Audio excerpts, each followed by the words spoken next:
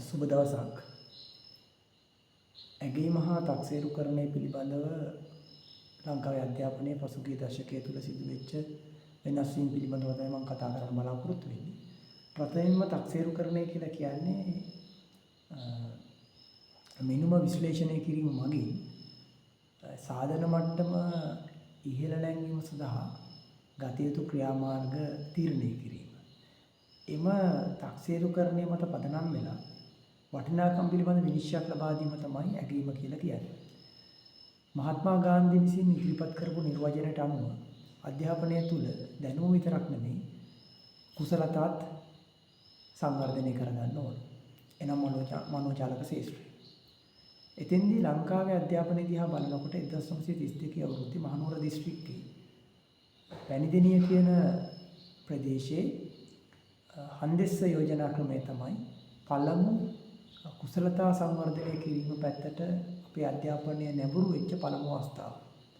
රෙදි වෙන පාසල් ආරම්භ කිරීමෙන් ආරම්භ වුණු ක්‍රියාවලිය දීර්ඝකාලීනව සංවර්ධනය නොවුණත් ඉන්දියාවේ වර්මා අධ්‍යාපන ක්‍රමයේ යම් ලකුණු පෙන්වනවා. පස්සේ කොළඹ විශ්වවිද්‍යාලයේ මහාචාර්ය නන්දදාස වන්නිගම් මහත්මයාගේ මූලිකත්වයෙන් ක්‍රියාත්මක වෙච්ච NEREC කියන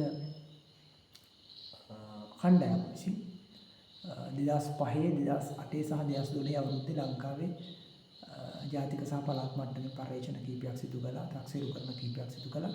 විශේෂයෙන්ම 2014 අවුරුද්දේ 8 ශ්‍රේණියේ දරුවෝ ඉලක්ක කරගනිමින් පළාත් 9ම ආවරණය වන පරිදි ලංකාවේ පාසල් 12180ක සිටින සිසුන් 15113ක් කේන්ද්‍ර කරගනිමින් සිදු කරපු මේ පරීක්ෂණයේදී ඔප්පුණා නැවත විෂයමාලා සලකා බැලිය යුතු බව, ඒ වගේම ගුරුවරුන්ගේ ගුණාත්මක භාවයත් සංවර්ධනය කරන්න ඕන කියන එක. 1998 අවුරුද්දේ තමයි පාසල පදනම් කරගත්තු තක්සේරුකරණ ක්‍රියාවලියක් මුලින්ම ලංකාවේ අධ්‍යාපන ක්‍රමයේ ඇති වෙන්නේ. පස්සේ 2004 අවුරුද්දේ ඒක 6-13 ශ්‍රේණි දක්වාම ව්‍යාප්ත වෙනවා. අතර මේකේ අරමුණ උනේ පොතපතට සීමා වූ අධ්‍යාපනයෙන් සීමා නොවි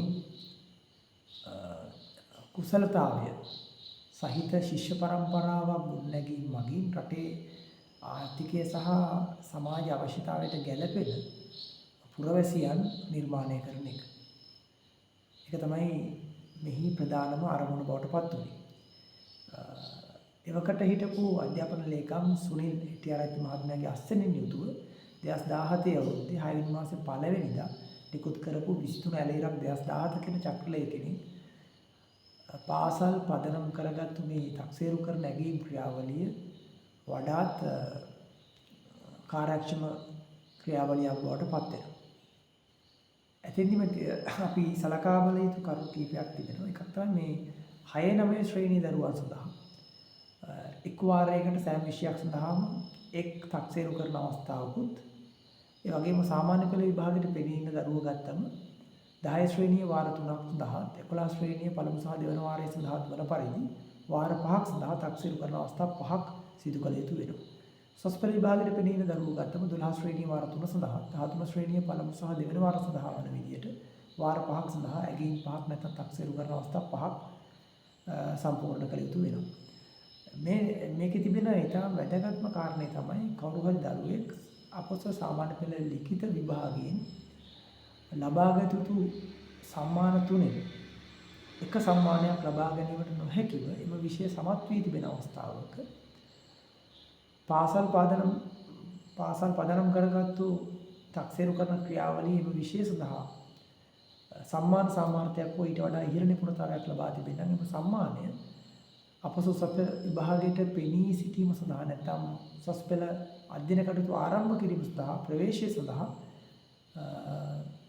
සම්මානයක් ලෙස භාවිතා කරන්න පුළුවන්කම තියෙනවා. ඒක ඊටම විශේෂ කාරණයක්. ඊළඟට මේ තක්සේරු කරන ක්‍රියාවලිය මොකද්ද සිසුන්ට ලැබෙන ප්‍රතිලාභ? එකක් තමයි ඉගෙනුම් සහ ඉගෙනීම් ක්‍රියාවලිය සමග තක්සේරුකරණය සමෝදානිත වීම මගින් ප්‍රවීණතා මට්ටම ඉහළ නංවන්න පුළුවන්කම තියෙනවා. ඒ වගේම සිසුන් අධ්‍යාපනය ස්වයං අධ්‍යාපනය යොමු වීමත් තක්සේරුකරණය වඩා ඵලදායී තැනකට ගේන්න පුළුවන් වීමත් මේකේ දකින්න තිබෙන ඊළඟ කාරණේ.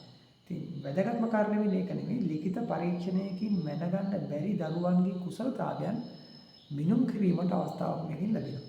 මේ නිසා සිසුන් ඉගෙනගත්තු දේ Taman දන්න දේ චිත්‍රයක් කරහා, පෝස්ටරයක් කරහා, භූමිකාරංගනයක් කරහා, එහෙම නැත්නම් ගද්‍ය රචනයක්, එහෙම නැත්නම් පද්‍ය රචනයක්, එහෙම නැත්නම් PowerPoint presentation එකක් කරහා ඉදිරිපත් කරන්න පුළුවන්කම තියෙන නිසා ප්‍රජානන ශාස්ත්‍රයේ ආවේදන ශාස්ත්‍රය විතරක් නෙවෙයි මනෝජාලක ශාස්ත්‍රය සංවර්ධනය කරන්න පුළුවන්කම තියෙනවා. තක්සේරු කරන ක්‍රියාවලියේ තියෙන ඇගීම් ප්‍රභේද සැලකුවොත් ඇත්තටම 31ක් තියෙනවා සමස්තය විදිහට. කලිනුත් 31ට වඩා තිබුණා අභිවෘත ගන්ත පරීක්ෂණත් එක. දැන් ඒක අයින් කරලා තියෙනවා. දැන් තියෙන විදිහට ගත්තොත් කෙටි ලිඛිත පරීක්ෂණ, පැවරුම්, ව්‍යාපෘති, ශේෂ්ඨචාරිකා, නිරීක්ෂණ ක්‍රියා, ප්‍රායෝගික පරීක්ෂණ, ඒ වගේ විවාද පැවැත්වීම කියන ඒවා ගන්න පුළුවන්කම තියෙනවා. මෙතෙන්දී තක්සේරු කරන ක්‍රියාවලියක් සැලසුම් කිරීමේදී ගුරුවරුන් විසින් සලකා බැලිය යුතු කාරණා කීපයක් තියෙනවා. එකක් තමයි මේ දරුවන්ට මේ ප්‍රියජනක වන තක්සේරු කරන ක්‍රියාවලියක් විය යුතුමයි. ඒ වගේම අනිවාර්යෙන් වර්ධනය කළ ගත යුතු නිපුණතාවයක් හෝ නිපුණතා මට්ටමක් මේ තුල තිබෙන්න ඕන. ඊළඟ කාරණේ තමයි යොදා ගන්න ඕනේ විභාග ක්‍රමයකින් මිනුම් කිරීම නැති තක්සේරු කරණයක් තමයි මේ සඳහා යොදා ගන්න ඕනකම තියෙන්නේ. මෙතින් අපි තවත් සැලකිය යුතු කාරණයක් තියෙනවා. අප සුසුස්තල විභාගයට පෙනී ඉන්න දරුවෝ ගත්තම ඕන් අනිවාර්ය ලෙස කණ්ඩායම් ව්‍යාපෘතියක් විභාගයට ප්‍රථම සම්පූර්ණ කළ යුතු වෙනවා. මේ කණ්ඩායම් ව්‍යාපෘතියක් වැටෙන්නේ තක්සේරු කරණයේ සඳහාම තමයි.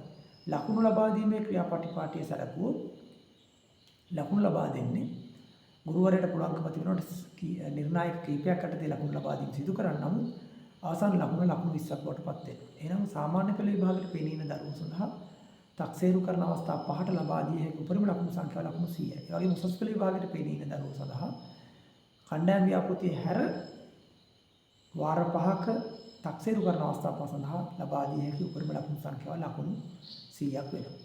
මේක පාසල් මට්ටමින් විතරක් නෙමෙයි පාසලෙන් බාහිරවත් නියාමනය කිරීමේ හැකියාව තියෙනවා. පාසල් මට්ටමේ සිදු කරද්දී විදුහල්පතිතුමාගේ අධීක්ෂණය යටතේ නියෝජිත විදුහල්පතිවරයෙක් ජ්‍යෙෂ්ඨ ආචාර්යවරයෙක් ඇතුළු සදුම්ලත් පාසල් පදනම් කරගත් තක්සේරු කරන කමිටුවක් කරහා තමයි මේ ක්‍රියාත්මක නැගෙන්නේ. මේක කොට්ටාශ මට්ටමට හෝ කලාප මට්ටමින් නැත්නම් පළාත් මට්ටමින් සහ ජාතික මට්ටමින් නියාමනය කරන්න පුළුවන්කම තියෙනවා. කොට්ටාශ හෝ කලාප මට්ටමින් නියාමනය කිරීමේදී ගුරු උපදේශක මහත්වරු, විෂය අධ්‍යක්ෂකවරු, කලාප හෝ කොට්ටාශ අධ්‍යක්ෂකවරු මේ සඳහා දායකත්වයේ සපයනවා. පළාත් මට්ටමේදී සහකාර අධ්‍යාපන අධ්‍යක්ෂකවරු, ජාතික මට්ටමේදී විභාග දෙපාර්තමේන්තුව සහ ජාතික අධ්‍යාපන ආයතන සඳහා මේ සඳහා දායක වෙනවා. මෙතෙන්දී ගුරුවරයා විසින් තම සන්තකේ ශිෂ්‍යයන්ගේ ප්‍රගති වාර්තාව, ඒ වගේම තක්සේරු කරන උපකරණ ලයිස්තුව තබාගත යුතු වෙනවා.